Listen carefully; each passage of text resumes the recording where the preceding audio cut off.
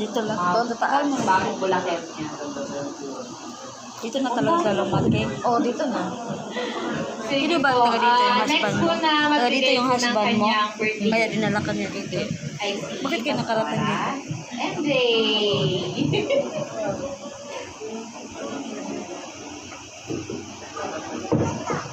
Ayan, happy birthday, Ate Pao.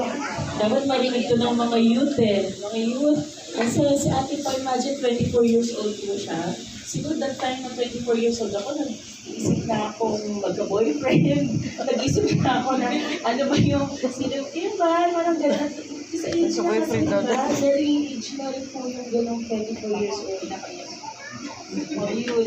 Pero ang iniisip pa rin ni Ate Pao is yung makapag-achieve ba siya ng mas mata-higher pa sa kanyang education.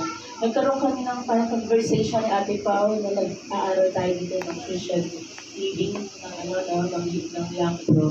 Sabi niya, marami pa siyang pangarap. Gusto niya pa akong mag-abroad. No, gusto niya pa mag-continuous ng education sa biyaya ng Lord.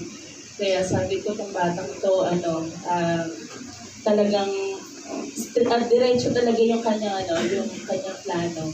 Kaya wala mo yung tabi-tabi. Wala muna. So anyway, ito po yung kanyang favorite na Bible verse sa Jeremiah 29:11. For I know the plans I have for you, sabi ng Lord sa iyo, declares the Lord, plans to prosper you and not to harm you, plans to give you hope and a future. So just commit your plans to the Lord, Ate Pao, at naniniwala kami, kita namin lahat kung paano ka bibiyayaan ng Lord ng magandang kinabukasan. So God bless and happy birthday. Congratulations. Kapak-kapak lang po, pabarisin mo na. Sige po, ayun po, ayun nga, nagpapasalamat nga kami sa lahat ng mga nakikinig, sa aming mga family friends, family friends, no, mga churchmates po namin. And now po, bago tayo magpunta doon sa parents, may I call on our relative representative. yung aming pinsan, si Ate Gina. Nag-iisang pinsan. Isang pinsan namin. Ikaw ang only cousin namin ngayon. Happy birthday, Pao. Bilang pinsan mo, proud kami sa mga achievements mo. Tapos, ang wish ko lang sa'yo is continue mo lang yung pagiging good daughter sa parents mo. Alam mo si Ate Pao, proud sa'yo. At si Uncle Joe. Mahal na mahal ka namin.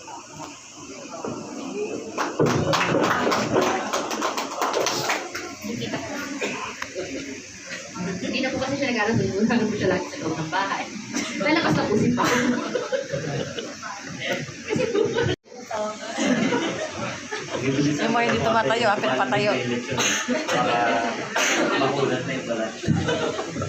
Una-una sa lahat, happy birthday. That wish you all good health. Lalo na ngayon, mag-i-start na yung paghahanap mo ng work. Yun yung sobrang challenging sa chapter mo.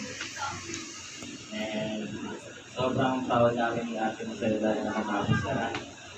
Lalo na si Kita at si Kita. Sobrang proud. We love you and good luck.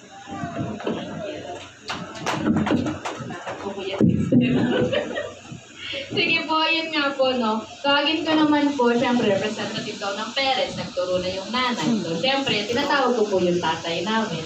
Si Remy Asa po. Para po mag-share po ng kanyang birthday greeting. Kasi narinig niyo na po siya ng konti yun. nung nag-testimony ni Pao. So now, birthday greeting and reminders from the parents. Watching ilak-ilak mo. Papa. Bibidyo niyo mo? Tinuro ka na ni Mama. Ayun.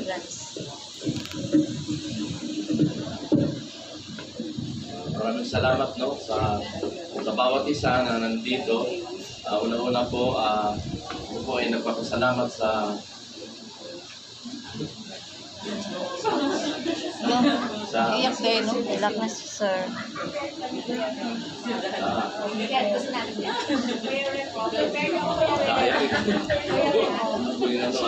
Pasalamat ako sa Panginoon. Gira lang na tayo. Dahil Cheers, Bill. tama yung sinabi ni Pastor, no?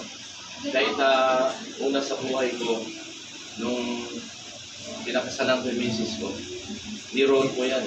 Kaya medyo gumilog eh. Ayan. Baby, sila na to. Hindi, mga mawala yung pens ko. Emotional. Biro na bumilog. So, Lungkot to. Yun po, iba pala yung bumilog. yun po, totoo po. Ginamit ko kasi nung napakasalan ko, Tawa-tawa ang misis, oh. napakabata po nito. At kulang po ang 22 pa kung nasawa na yun. At na-test po sa buhay na kung meron kang Panginoon, kung may Diyos ka sa buhay mo, hindi ka papabayaan yung kaninang word ni Pastor, no? At dito sa mga bata dito, pinagkaloob ng Panginoon, in-entrust ko rin dito sa Panginoon eh. At napakapalad ko, so far naman, hindi ako binigyan ng problema ng mga bata to eh. Kahit si Janay nag-umpisa pa, never ako ng problema. Mabait ka daw. Kahit yung time na yun. Kaya nga, hanggang magka-boyfriend ko, si Janaya, sabi ko, consistent ka, huwag mong bigyan problema. So alam naman niya eh, nandito ngayon si Pau Pau, pasalamat din ako na pinagkaloob ng Panginoon yung pangarap niya. Hindi ko rin itong sinabihan anong mga course kukunin niya, sila nag-decide. At nagpasalamat ako una-una sa Panginoon. Siya lang lahat to eh. Hindi ko nga ma-imagine eh. Siguro sa inyo, mga ano rin eh, mga family din kayo, sa panahon eh, medyo mahirap paaral. No? So, lalo na paaral ka sa private school. Pero, naranasan ko kahit nung time na yun na ako lang nagtatrabaho, hindi ako pinabayan ng Panginoon.